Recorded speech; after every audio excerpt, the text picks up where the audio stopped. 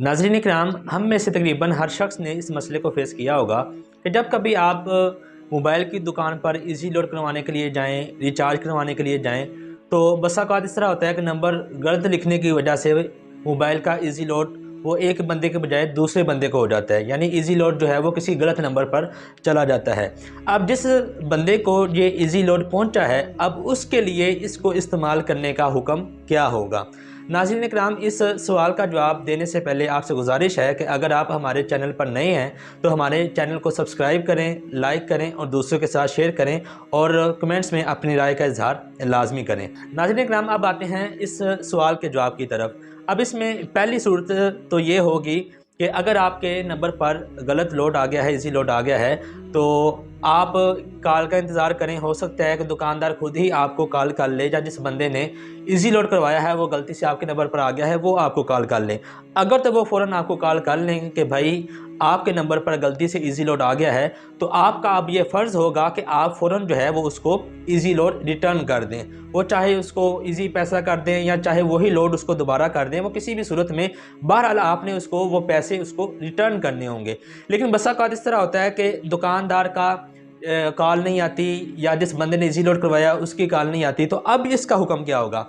अब इसका हुक्म ये होगा कि अब ये इजी लोड जो है वो लुकता के हुक्म में होगा। लुकता एक फ़िक़ा की टर्म है जिसको इंग्लिश में हम अनक्लेम्ड स्टफ़ बोलते हैं, यानी जिसके ओनर का पता नहीं होता। जिस तरह के लुकता वैसे फ़िक़ी इस्लाम में बोलते हैं कि इंसान रास्ते में जा रहा हो और उसको रास्ते में कोई गिरी हुई चीज़ मिल जाए जिसका मालिक का पता ना हो, तो अब ये इजी लोड उसी हुक्म में होगा कि ना उसके इजी लोड करवाने वाले की कॉल आई है और ना ही जिसने इजी लोड किया दुकानदार उसकी कॉल आई है। अब हमें नहीं पता कि ये इजी लोड कहाँ से आया है, तो अब ये लुकता के हुक्म में होगा। और लुकता का हुक्म ये है कि आप जितना इजी लोड आपके मोबाइल पर आया है, आप इतने पैसे किसी गरीब को सदका कर दें और ये इजी लोड खुद इस्तेमाल कर लें।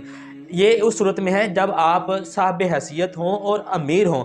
लेकिन अगर आप खुद ही गरीब हैं, जिस तरह के गांव देहात में रहने वाले होते हैं, बहुत गरीब लोग भी होते हैं, तो अगर वो खुद गरीब हैं और उनके पास दूसरों को देने के लिए पैसे नहीं हैं, तो वो गरीब बंदा खुद भी ये इजी लोड इस्तेमाल कर सकता है। यानी खुलासा ये है कि सबसे पहले आपने बंदे की कॉल का इंतज़ार करना है। अगर तो किसी की कॉल आती है और वो आपको बता देता है कि भाई गलती से आपके मोबाइल पर इजी लोड हो गया है, रिचार्ज हो गया है, लिहाजा हमें ये रिचार्ज वापस कर दें, तो आपके ऊपर ये रिचार्ज उसको वापस करना ये ज़रूरी होगा।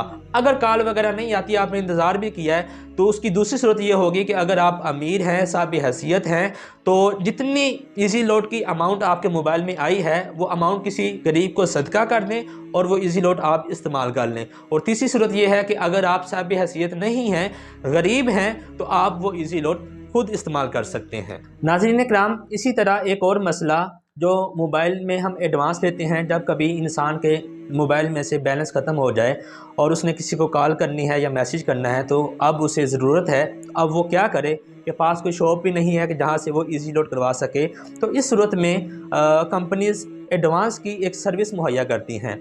तो ये जो एडवांस की सर्विस कंपनी मुहैया करती हैं, तो जब इंसान दोबारा बैलेंस करवाता है, इजी लोड करवाता है, तो वो कंपनी इस अपनी सर्विस का मुआवजा भी काटती है और कुछ इजाफी रकम भी इसके ऊपर काटती है। कुछ लोग इसे सूद का नाम देते हैं कि आप इस एडवांस के ऊपर जो इजाफी 3 रुपये या 4 रुपये कंपनी आपके काट रही है, यह सूद के हुक्म में आएगा। क्या ये वाकई ही ऐसा है? क्या ये कंपनी एडवांस के ऊपर जो इजाफी रकम काटती है, ये सूद के ज़ुमरे में आएगी या नहीं आएगी? इसका जवाब आपके सामने पेश करता हूँ।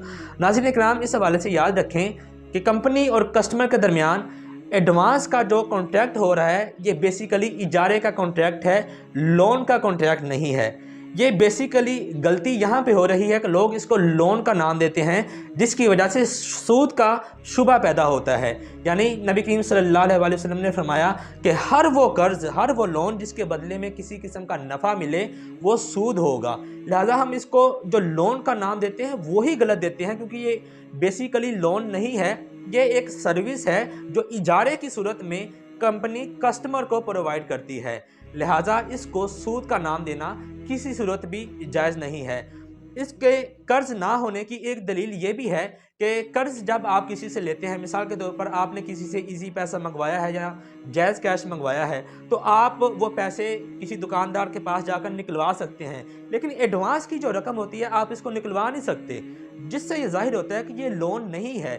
لہٰذا یہ کمپنی آپ کو سروس پرووائڈ کر رہی ہے اور اس سروس کے بدلے آپ سے کچھ اضافی چارجز لیتی ہے، جس طرح کہ اجارے میں ہوتا ہے کہ کوئی چیز آپ کسی کو رینٹ پر دیں تو وہ اس سے نفع اٹھائے اور آپ اس پر جو ہے وہ کچھ اضافی رقم لیں۔ لہٰذا یہ اجارے کا کانٹریکٹ ہے، یہ لون کا کانٹریکٹ بالکل نہیں ہے۔